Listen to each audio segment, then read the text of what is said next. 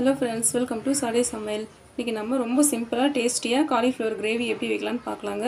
Medium size வெங்காயம் 3 எடுத்துருக்கேன், அதை சேர்த்துக்கலாம். பச்சை மிளகாய், ஒரு துண்டு இஞ்சி, 20 பல்லு பூண்டு சேர்த்துக்கலாங்க.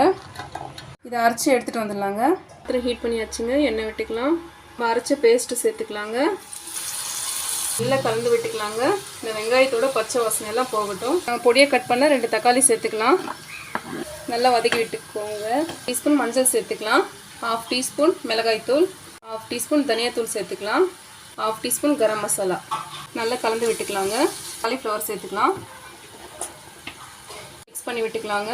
கிரேவிக்கு தேவையான அளவு தண்ணி விட்டுக்கலாம். உப்பு தேவையான அளவு சேர்த்துக்கலாங்க. சேர்த்துட்டு நல்லா கலந்து விட்டு ஒரு 10 நிமிஷம் மூடி போட்டு விட்டுருங்க. காய் வேகட்டும். ஒரு 1/2 கப்பு தயிர் சேர்த்துக்கலாம். சேர்த்துட்டு கலந்து விட்டுக்கோங்க.